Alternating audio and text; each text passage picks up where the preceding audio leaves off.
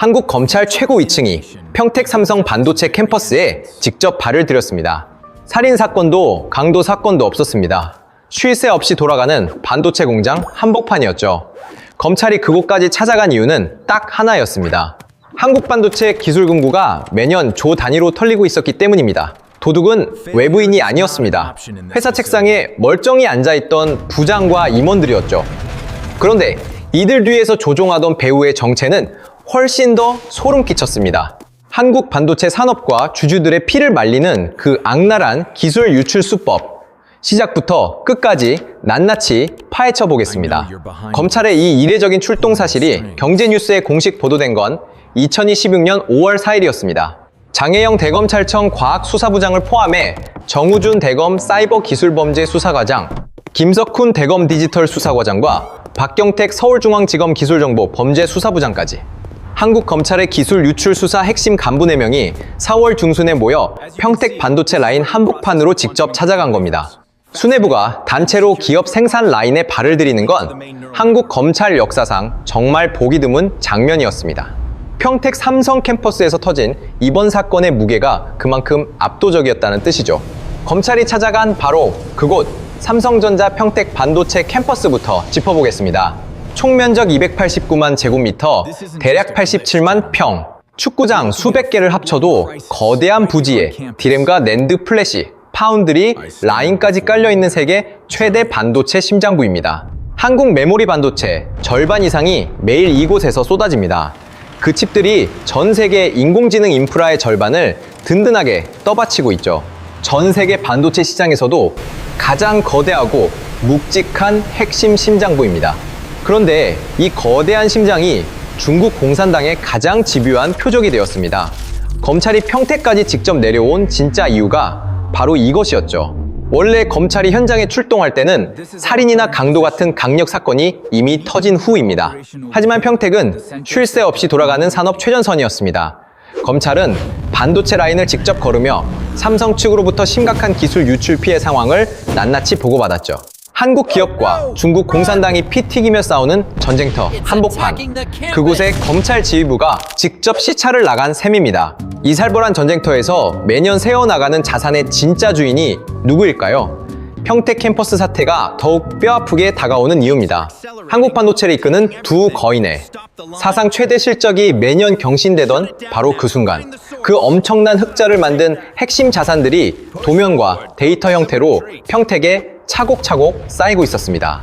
삼성전자 주주 460만 명, SK 하이닉 주주 120만 명, 도합 580만 명에 달하는 평범한 사람들의 피 같은 투자금이 묶여있는 거대한 금고였죠. 그 귀중한 금고가 중국 공산당에게 속수무책으로 털리고 있다는 경고. 검찰의 이례적인 현장 방문은 바로 그 참혹한 현실을 보여줍니다. 대체 중국 공산당은 우리 반도체 산업에서 얼마를 훔쳐갔을까요?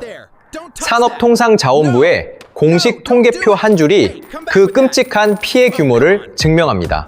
2020년부터 2024년 6월까지 약 5년간 해외로 유출된 핵심 산업 기술은 무려 138건. 내용은 더 심각합니다. 국가 핵심 기술이 33건, 일반 산업 기술이 100여 건에 달했죠. 추산된 피해액만 무려 23조 2,700억 원. 그리고 이 138건의 기술 도둑질이 향한 최종 목적지는 정확히 단 한 곳을 가리켰습니다. 바로 중국입니다. 특히 반도체 분야 단 한 곳에서만 털린 사건이 무려 50건이었죠. 도둑질 한 번에 평균 1,700억 원씩 그대로 증발해버린 셈입니다. 한국 산업 전체를 통틀어 가장 처참하게 도둑맞은 분야가 바로 우리가 가장 잘 아는 반도체였습니다. 그리고 그 기술들은 통째로 중국 공산당의 반도체, 굴기 깃발 아래로 빨려 들어가고 있었죠. 하지만 여기서 끝이 아닙니다. 더 끔찍한 진실이 숨어 있거든요. 대검찰청 공식 집계에 따르면 기술 유출 범죄는 2021년 230, 건에서 2022년 348건, 2023년엔 379건으로 폭증했습니다. 매년 50건 이상의 새로운 산업 스파이들이 우리 기업 사무실 책상에 뻔뻔하게 앉아있다는 뜻입니다. 그렇다면 이 23조 2,700억 원이라는 천문학적 액수가 반도체 산업에 대체 얼마나 치명적일까요?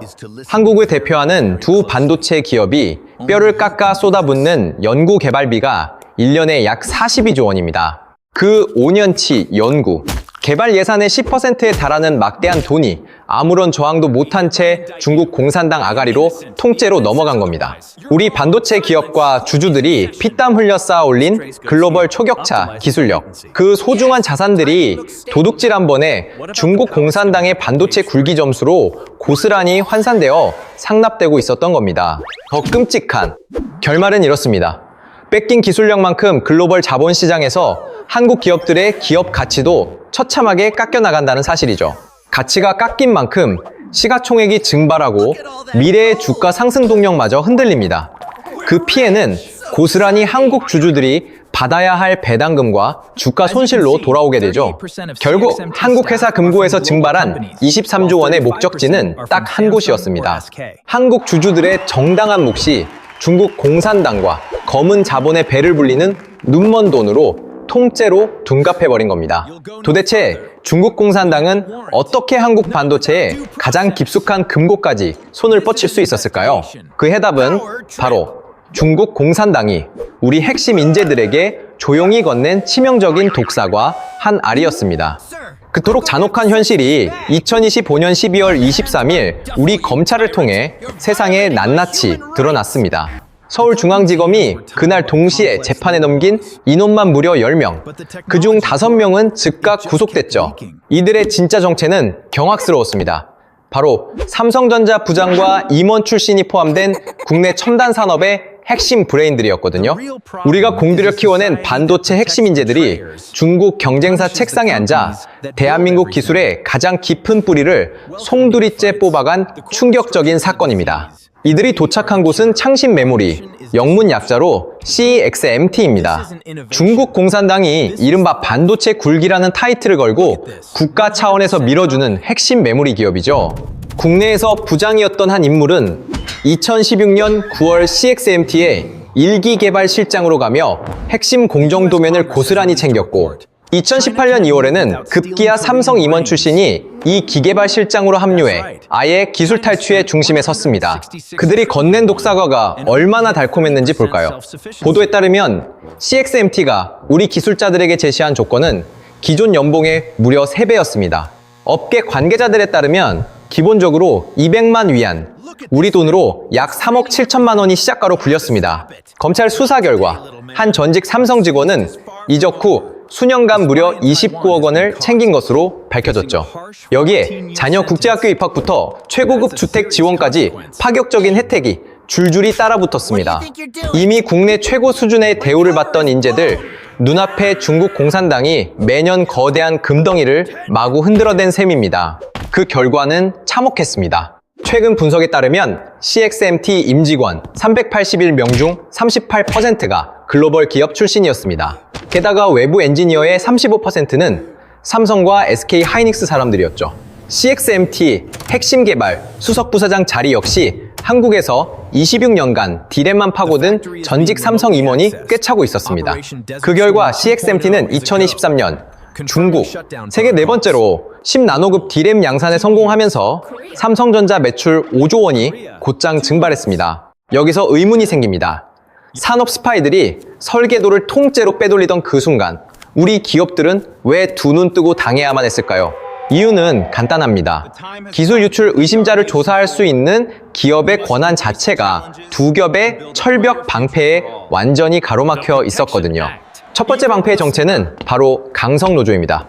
무슨 일이 있어도 직원은 무조건 보호한다는 맹목적인 정서죠. 회사가 수상한 직원의 자리를 확인하는 것도 갑질, 보안 검색을 조금만 강화해도 갑질로 몰립니다. 의심 대상자의 출입 통제 역시 갑질이죠.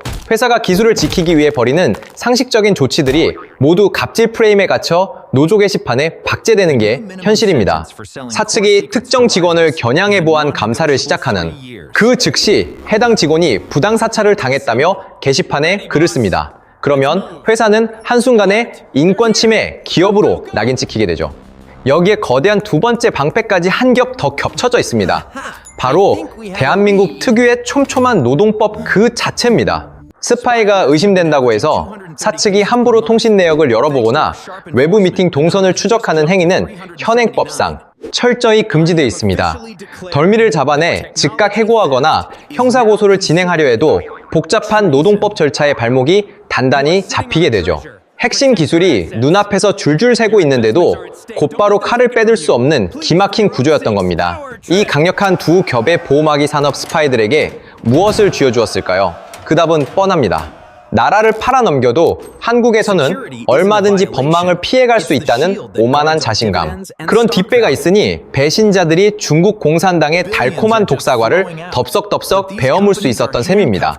앞에서는 처우 개선을 외치며 노조 방패 뒤에 숨어 권리를 찾던 이들이 뒤에서는 대한민국 반도체의 1급 기밀 도면을 중국에 고스란히 떠먹여주고 있었습니다. CXMT로 넘어간 삼성 부장과 임원 출신들이 정확히 그런 배신자의 표본이었습니다.